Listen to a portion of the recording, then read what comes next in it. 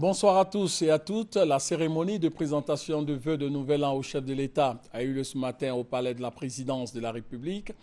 Les présidents des institutions, le Premier ministre, les membres du gouvernement ivoirien se sont succédés en début de cérémonie et des personnalités de tout rang et de tout grade ont, à travers leurs différents porte-paroles, dit leurs souhaits au président de la République. Avant de revenir à 20 h sur les temps forts de cette cérémonie de présentation de vœux, nous vous proposons un extrait de l'une des interventions du chef de l'État. Excellences, Monsieur le nonce apostolique et doyen du corps diplomatique, j'ai écouté avec grand intérêt votre discours qui a touché aux préoccupations de l'action du gouvernement sur le plan intérieur et sur le plan international. L'année 2014 a été marquée sur le plan national par la poursuite des efforts du gouvernement en faveur de la lutte contre la pauvreté, grâce à de meilleures performances économiques et à leur impact social dans les domaines de la santé, de l'éducation, de la fourniture en eau potable et en électricité, de l'emploi et de l'amélioration des revenus de nos concitoyens. Le gouvernement a également mis l'accent sur le renforcement de la réconciliation nationale et aujourd'hui on peut dire que le peuple ivoirien semble avoir tourné la page de la crise post-électorale.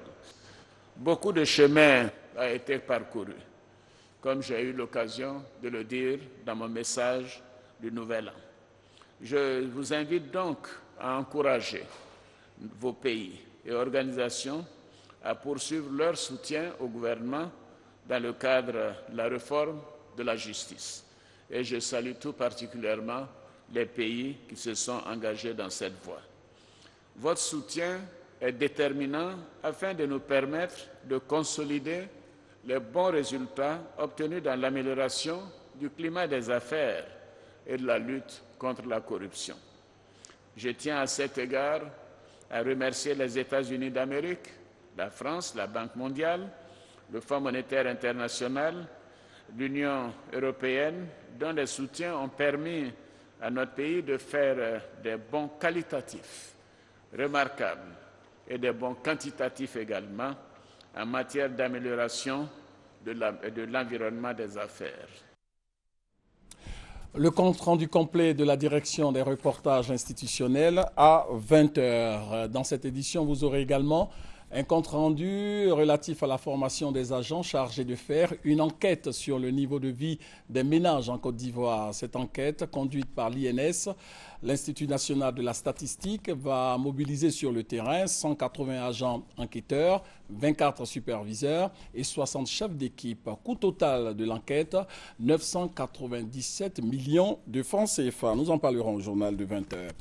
Ce lundi 5 janvier, il y a eu passation des charges entre Abdou Diouf, secrétaire général sortant, et la nouvelle secrétaire générale de l'Organisation internationale de la francophonie. Michael Jean est officiellement entrée en fonction aujourd'hui pour un mandat de 4 ans. Rappelons qu'elle a été désignée par les chefs d'État et de gouvernement de l'OIF le 30 novembre dernier à Dakar au Sénégal lors du 15e sommet de la francophonie. Le procès de Djokaf Tsarnaev, seul accusé de l'attentat de Boston aux États-Unis, s'est ouvert ce lundi par la sélection des jurés. Le 15 avril 2013, 2 bombes artisanales avaient explosé près de la ligne d'arrivée du marathon. Bilan, 3 personnes tuées, dont un enfant de 8 ans et 264 blessés. Fin de ce flash, on se retrouve à 20 h avec, comme tous les lundis, le grand format de la rédaction, aujourd'hui consacré à un bilan de la commercialisation, très souvent illégale, de terrains viabilisés dans le district d'Abidjan.